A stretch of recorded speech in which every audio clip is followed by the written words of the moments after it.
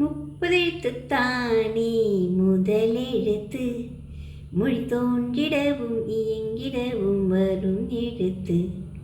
முப்பதெழுத்துத்தானே முதலெழுத்து, மொழி தோன்றிடவும் இயங்கிடவும் வரும் எழுத்து. உயிரெழுத்து 12 மெய்யெழுத்து 18, உயிரெழுத்து 12 மெய்யெழுத்து 18. உணர்ந்து கொண்டு நீ படித்தால் தமிழ் மொழிதான் கற்கண்டு, உணர்ந்து கொண்டு நீ படித்தால் தமிழ் மொழிதான் கற்கண்டு. முப்பதெழுத்துத்தானே முதலெழுத்து, மொழி தோன்றிடவும் இயங்கிடவும் வரும் எழுத்து. வணக்கம் வணக்கம் வணக்கம். நான் தான் உங்கள் ஸ்வீட் நத்திங் சிவானந்தவல்லி.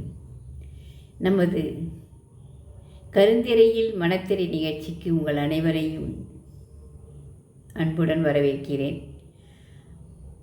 மறுபடியும் உங்களை சந்திப்பதில் மிக்க மகிழ்ச்சி. இன்றைய கருந்திரையில் ஒரு பாடல் கேட்டிருப்பீர்கள். அந்த பாடலை எதற்காக பாடினோம், அதன் பொருள் என்ன, அதை சற்று நேரம் கழித்து நாம் பார்க்கலாம். அதற்கு முதலில் நாம் இதற்கு முன்னர் வெளியிட்ட வீடியோவுக்கு, அந்த வீடியோவில் கேட்கப்பட்ட ஒரு கேள்விக்கு பதில் தெரிந்து கொள்ளலாம். ஒரு கேள்வி கேட்டிருந்தோம், இங்கு சிசிடிவி கேமரா கண்காணிக்கப்படுகிறது, இதில் என்ன பிழை இருக்கிறது என்று. அதற்கு திரு ரோஷன் அவர்கள் சரியாக பதிலளித்திருந்தார்கள். அந்த வாக்கியமானது, இங்கு நீங்கள்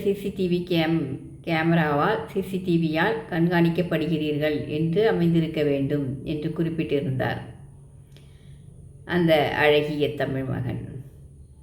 தமிழை அற்புதமாக பிழையின்றி இவ்வாறு தான் பேச வேண்டும் என்பதை தெரிவித்திருந்தார். மிகச்சரியான பதில். இங்கு சிசிடிவி கேமரா கண்காணிக்கப்படுகிறது என்றால், சிசிடிவி கேமராவானது வேறு யாராலோ எதனாலோ கண்காணிக்கப்படுகிறது என்று பொருள்பட்டுவிடும். இங்கு சிசிடிவி கேமராவால், இந்த இடம் சிசிடிவி கேமராவால் கண்காணிக்கப்படுகிறது, அல்லது இங்கு நீங்கள் சிசிடிவி கேமராவால் கண்காணிக்கப்படுகிறீர்கள் என்று அங்கு எழுதப்பட்டிருக்க வேண்டும். அதுதான் மிக சரியான பதிலாக இருந்திருக்கும், அதுதான் சரியான பதிவாக இருந்திருக்கும். இது போன்ற அறியாமல் சிறு சிறு பிழைகள் பேசும்போது வருவது அந்த வினாடியோடு நிமிடத்தோடு முடிந்துவிடும். ஆனால் அச்சடிக்கப்பட்டிருக்கக்கூடிய பிழைகள் நிலைத்து நின்று தமிழ் மொழிக்கு இழுக்கு தரும். அதனால்தான் அந்த பிழைகளை நீக்க வேண்டும் என்று பெரிதும் விரும்புகிறேன். சரி, இன்றைய கருந்திரை பாடலுக்கு வரலாம். எளிமையான பாடல்தான், என்னால் இயற்றப்பட்ட பாடல். முப்பதெழுத்துத்தானே முதலெழுத்து, மொழி தோன்றிடவும் இயங்கிடவும் வரும் எழுத்து. உயிரெழுத்து 12 மெய்யெழுத்து 18, உணர்ந்து கொண்டு நீ படித்தால் தமிழ் மொழிதான் கற்கண்டு. இது எதற்காக எழுதப்பட்டது என்றால், முதலில் தமிழ் மொழியை பற்றி, தமிழை படிக்க வேண்டும் என்று சொன்னவுடன் பெரும்பாலும் எல்லோரும் சொல்வது என்ன என்றால், தமிழில் 247 எழுத்துக்கள் இருக்கிறது, படிப்பது மிக கடினம், அத்தனை எழுத்துக்களை யார் படிப்பது என்பதுதான்.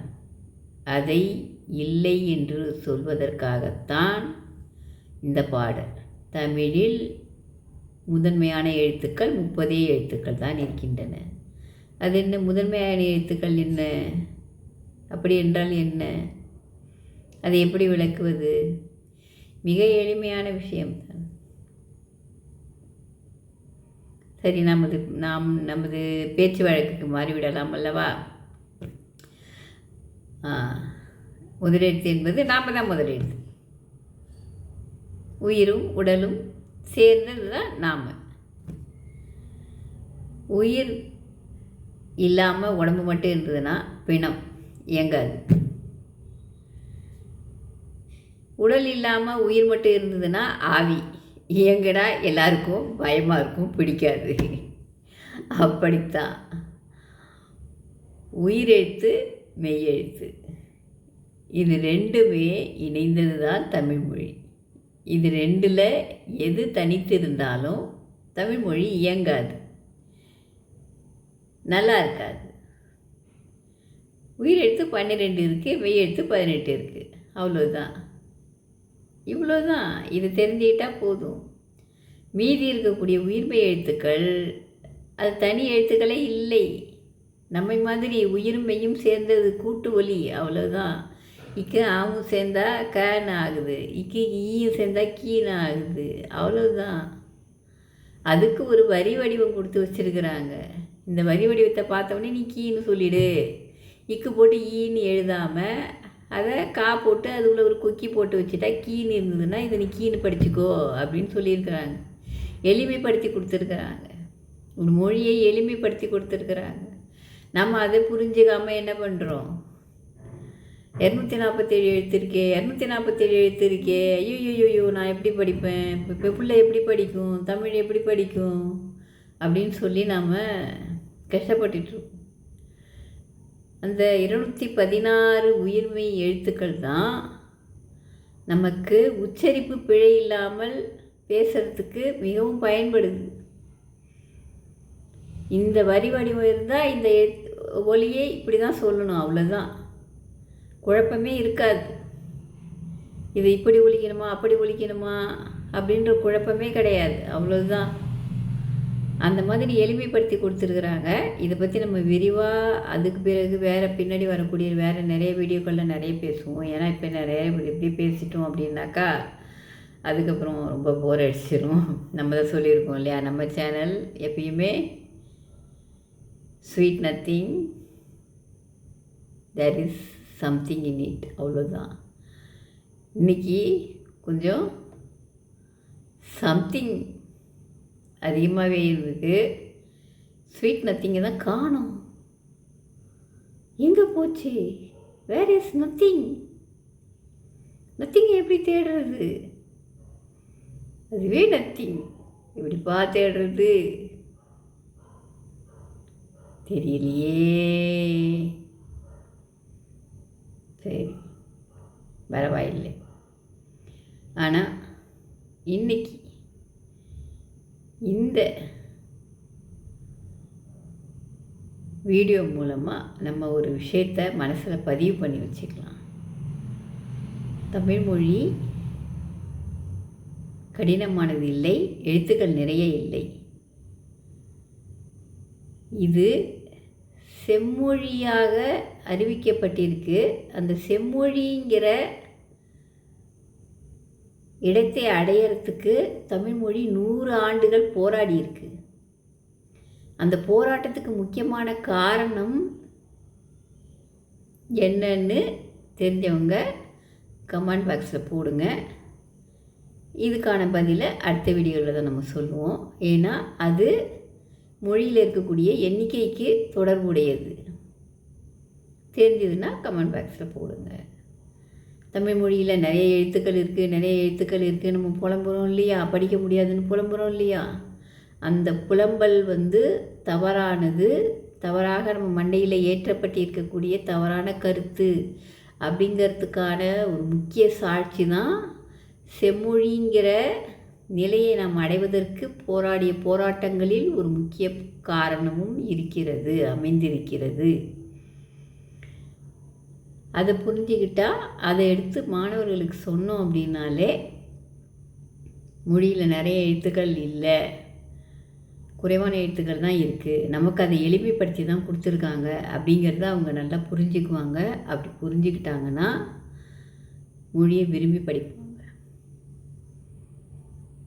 நம்ம மொழிங்கிறதுக்காக மட்டும் நாம் அதை பெருமையாக சொல்லலை. உண்மையாகவே பெருமையான மொழி, சிறந்த மொழி. எப்படியா இருந்தாலும் சரி, எந்த மொழியாக இருந்தாலும் சரி, நமது மொழியோ பிற மொழியோ அதை பிழை இல்லாமல் பேச வேண்டியது நம்முடைய முக்கியமான கடமை. அதனால் அதில் இருக்கிற பிழைகளை நம்ம நீக்கிக்கணும், தவறுகளை குறைத்து கொள்ள வேண்டும், மொழியை நேசிக்க வேண்டும். இன்னைக்கு இந்த பெரிய கருத்து தான் ஸ்வீட் நத்திங். இந்த கருத்து நத்திங்காக போயிட்டா ஸ்வீட் இல்லாமல் போயிடும். ஆனால் இந்த கருத்தை ஏற்றுக்கிட்டோம் அப்படின்னா நம்ம மொழியே இனிப்பான மொழியாக இருக்கும், நம்ம வழியும் இனிப்பான வழியாக இருக்கும். ஏன்னா ஒரு மொழி அப்படிங்கிறது சாதாரண விஷயம் கிடையாது. அது அந்த மொழி பேசக்கூடிய மனிதர்களின் அடையாளம், மிகப்பெரிய அடையாளம், முதல் அடையாளம். அந்த அடையாளத்தை நாம் அழகுபடுத்த வேண்டியது ரொம்ப ரொம்ப ரொம்ப முக்கியம். அதை அவலட்சணமாக நாம் அணிந்து கொள்ளக்கூடாது. நம்மை அழகுபடுத்தி கொள்வது எவ்வளோ முக்கியமோ அதை விட அதிகமாக முக்கியத்துவம் வாய்ந்தது நமது மொழியை அழகுற பயன்படுத்துவது. அதனால் அதற்கு முதல் படிதான் மொழி மீது இருக்கக்கூடிய ஒரு பயத்தை நீக்குவது. என்ன பயம்? நிறைய எழுத்துக்கள் இருக்கின்றது என்ற பயம். அந்த பயத்தை முதலில் நீக்குவதற்காகத்தான் இன்று இந்த வீடியோ. தமிழ் மொழியில் 30 எழுத்துக்கள். தொல்காப்பியத்தில் தமிழில் கிடைத்திருக்கக்கூடிய முதல் நூலான தொல்காப்பியத்தில் சொல்லப்பட்டிருக்கிறது. அகர முதல் நகர இருவாய் 30 என்ப சார்ந்து வரல் மரபின் 3 அலங்கடையே என்று தொல்காப்பியமே தமிழில் 30 எழுத்துக்கள், சார்பெழுத்துக்கள் 3 சேர்த்து 33 எழுத்துக்கள் தான் இருக்கின்றன என்று தொல்காப்பியம் குறிப்பிடுகிறது. பிற்காலத்தில் வந்த நன்னூல்தான் எழுத்துக்களின் வகையை தொகுத்து 247 எழுத்துக்கள் என்று குறிப்பிட்டிருக்கிறது. ஆனால் தமிழ் முதல் இலக்கண நூலாகிய தொல்காப்பியம் கூறுவது தமிழில் 30 எழுத்துக்கள் இருக்கின்றன என்பதை. இது இங்கு மிக ஆணித்தரமாக எடுத்து கூறிவிட்டு இன்றைய இந்த வீடியோவை இத்துடன் நிறைவு செய்கிறோம். நன்றி.